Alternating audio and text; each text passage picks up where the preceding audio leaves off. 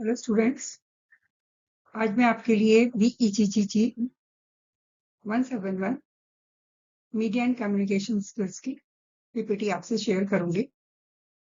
इसमें हमारा block 1 unit 1 जिसका कि टॉपिक है introduction mass media communication.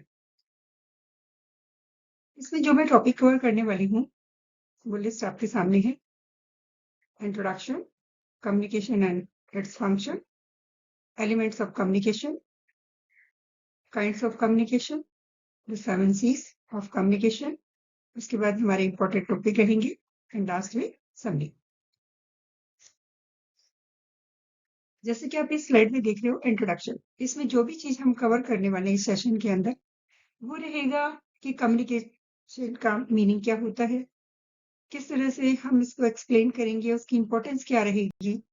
And next, define communication, इसमें हम देखेंगे कि इसका प्रोसेस क्या रहेगा। नेक्स्ट में हम इसके आइडेंटिफाई करेंगे इसके एलिमेंट्स को, कम्युनिकेशन का रोल क्या रहेगा और ये प्रोसेस किस तरह से इम्प्लीमेंट होता है। एंड लास्ट, हम कम्युनिकेशन का जो एक प्रोसेस है 7 C's का, वो बहुत इंपॉर्टेंट है जिसके बारे में मैं आगे जाकर आपसे डिटेल्स में बताऊंगी। Communication and its function. Communication एक ऐसा प्रोसेस होता है जो समाज के लिए बहुत जरूरी होता है। इसमें हम अपने आइडियाज को शेयर कर सकते हैं, इंफॉर्मेशन को, हमारे इमोशंस को इंडिविजुअली हम इसमें यूज कर सकते हैं। वो नॉन वर्बल भी हो सकता है, आपका वर्बल भी हो सकता है। ये जो पुराने टाइम की अगर हम बात करते हैं कि जितनी भी हमारी एंशिएंट ट्रिबल्स थी, उनका रोल क्या रहा और तब से लेकर आज तक मास मीडिया तक जो एक डेवलप, जो समाज को सूचित करने के लिए जो डेवलप हो रहा है, उसको वो नकारात्मक रूप से प्रभावित भी करता है। अब हम बात करते हैं इसके फंक्शंस की कि कम्युनिकेशन के फंक्शंस क्या क्या हो सकते हैं। सबसे पहले मैं बात करती हूँ इंफॉर्मेशन की। इंफॉर्मेशन में हम अपने नॉलेज को शेयर कर सकते हैं, उसकी मीनिंग को जान सकते हैं एंड जो आपका मानसिक उत्तेजना होती है उसको हम साझा कर सकते हैं इंफॉर्मेशन में। नेक्स्ट जो टॉपिक आता है वो आता है पर्सुएशन। इसमें हम जो हमारे आइडियाज होते हैं, जो एक्शंस होते हैं, उनको हम किस तरह से अपने विचारों को, ये हमारे विचारों को प्रभावित करता है। उसके बाद नेक्स्ट जो टॉपिक आता है वो आता है हमारा डिबेट एंड डिस्कशन। ये भी एक, देखा जाए तो जो आर्गुमेंट्स होती हैं, जो तर्क वितर्क होते हैं, उसमें फॉर्मली जो आर्गुमेंट्स होती है उसको क्लैरिफाई करना, जो व्यू पॉइंट्स होते हैं उनको क्लियर करना बहुत जरूरी होता है। डिबेट के थ्रू हम कर सकते हैं। नेक्स्ट आता है इंस्ट्रक्शंस। इंस्ट्रक्शंस में हम जो हमारा एजुकेटिंग और जो सोशलाइजिंग सोसाइटी मेंबर्स होते हैं उनको हम सोसाइटी लेवल पे सामाजिक बना सकते हैं।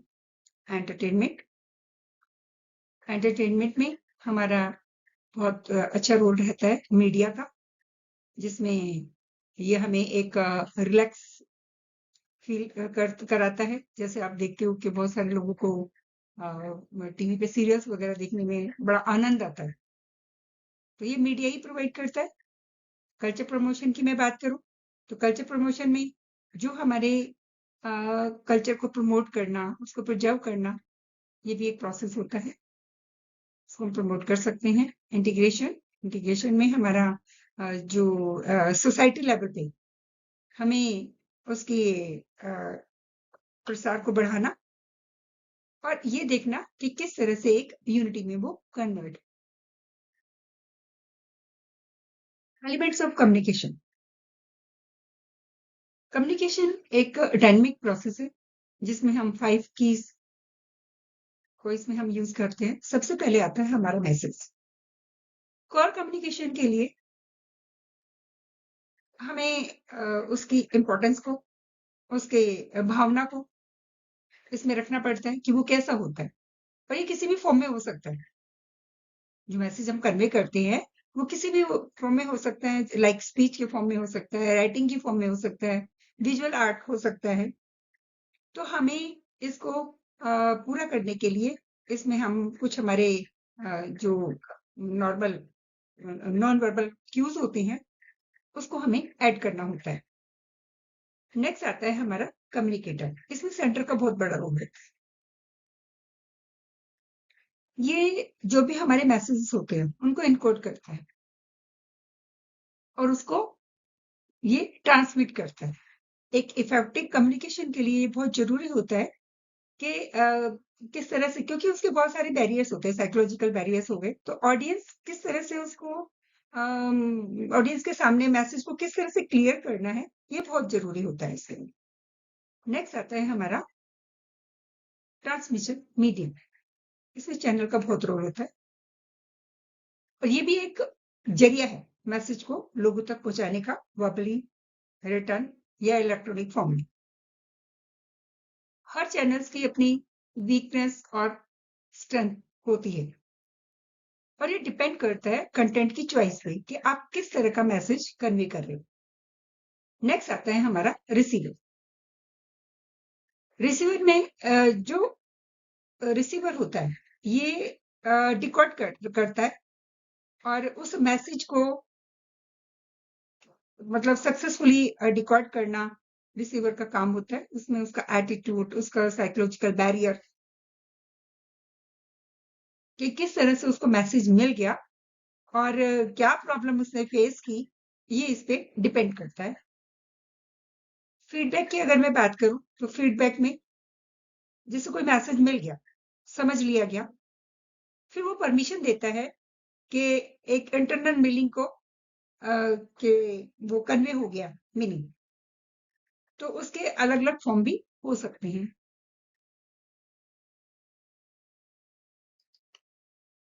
इसके बाद आता है क्वेश्चन। अगर मैं क्वेश्चंस की बात करूं तो ये आपकी बुक से ही लिया गया है। What does a communicator follow to transmit information. इसका आंसर आपको इसी तरह से लिखना पड़ेगा और आपको मार्क्स भी अच्छे मिल जाएंगे। अब कम्युनिकेटर जो होता है उसके अपने इंफॉर्मेशन को ट्रांसमिट करने के बहुत सारे स्टेप्स इसमें दिए, जैसे आइडिया फॉर्मेशन हो गया, मैसेज एनकोडिंग हो गया, मीडियम सिलेक्शन हो गया, और आपका नेक्स्ट है इंटरप्रेशन ऑफ बाय रिसीवर हो गया, प्रोवाइडिंग फीडबैक हो गया। इसके आप थोड़ा सा इसमें इसको एक्सप्लेन भी कर सकते हैं। नेक्स्ट जो क्वेश्चन आता है वो आता है what step are involve in the receiving of a message. इस प्रोसेस में जो मैसेज रिसीव हो रहा है उसके लिए कुछ पॉइंट्स होते हैं, जैसे सबसे पहला रिसिप्ट, दूसरा interpretation and filtering, comprehension, response. इसको आपको थोड़ा सा डिटेल्स में लिखना पड़ेगा जैसे कि मैंने स्क्रीन पे दिया है, और इसमें आपको थोड़ा सा। नेक्स्ट जो आपका आता है काइंड्स ऑफ कम्युनिकेशन। कम्युनिकेशन के बहुत सारे सेवरल फॉर्म्स हो सकते हैं। सबसे पहले आता है हमारा इंट्रापर्सनल कम्युनिकेशन।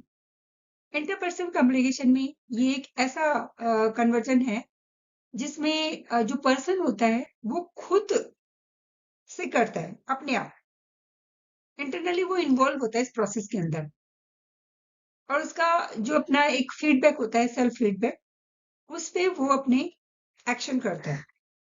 नेक्स्ट आता है हमारा इंटरपर्सनल कम्युनिकेशन। इंटरपर्सनल कम्युनिकेशन में ये डायरेक्टली आमने सामने लोगों के बीच आदान प्रदान करने का प्रोसेस इसके अंदर शामिल होता है, जैसे हम अपनी हिस्ट्री से देख लीजिए, या दूसरे पर भी डिपेंड होता है, इंटरडिपेंडेंसी इसकी होती है। नेक्स्ट आता है हमारा ग्रुप कम्युनिकेशन। ये जो कम्युनिकेशन होता है ये ग्रुप में होता है। कोई भी डिसीजन लेना है, उसमें कोई बदलाव करना है, तो ग्रुप की जो प्रोसेस होती है, जो डिसीजन होता है, वो शेयर करना इसके अंदर बहुत जरूरी होता है। नेक्स्ट आता है हमारा मास कम्युनिकेशन। मास कम्युनिकेशन में भी इसका एक ब्रॉड स्केल होता है, इसके थ्रू इसको प्रसारित किया जाता है अपनी इंफॉर्मेशन को लार्ज लेवल पे, क्योंकि इसमें ऑडियंस इसके साथ कनेक्टेड होती है। टिपिकली जैसे आप मीडिया के थ्रू कर सकते हैं, इसमें मीडिया के बहुत सारे रोल्स हो सकते हैं, जैसे आपका टीवी हो गया, रेडियो हो गया, इंटरनेट हो गया। तो ये जो सोसाइटी के हर व्यक्ति और उसके जो बिहेवियर होता है, इंडिविजुअली उसका जो बिहेवियर होता है, उस पर भी ये इफेक्ट डालता है।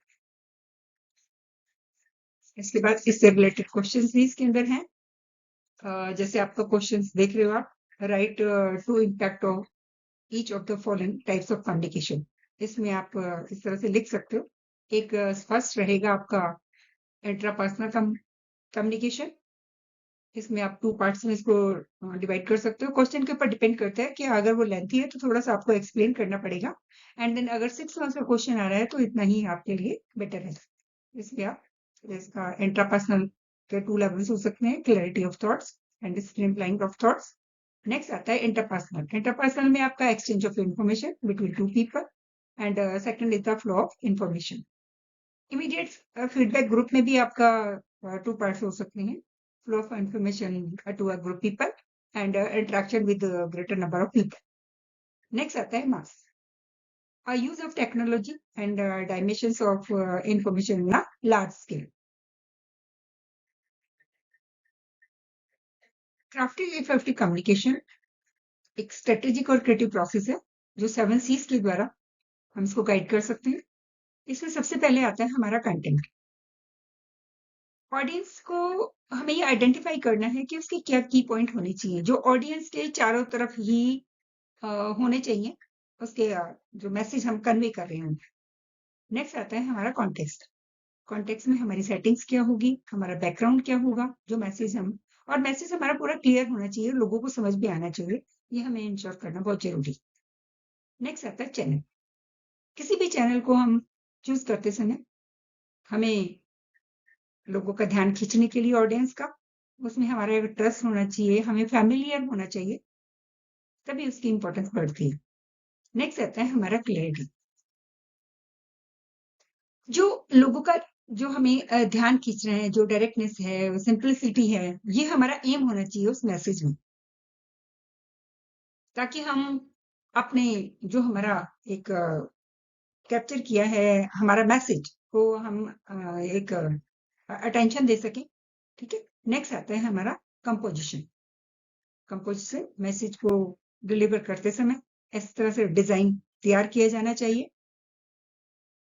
जिसमें जो हमारा मैसेज जा रहा है वो उसका नैरेटिव और विजुअली एलिमेंट्स उसके क्या होंगे, क्योंकि इसमें ऑडियंस इन्वॉल्व होती है। नेक्स्ट आता है हमारा कंट्रास्ट। अपने कम्युनिकेशन को इम्पोर्टेंट पहलू पे उसके बीच के जो इम्पोर्टेंट एसेट्स होते हैं उसको समर्थन करना बहुत जरूरी होता है।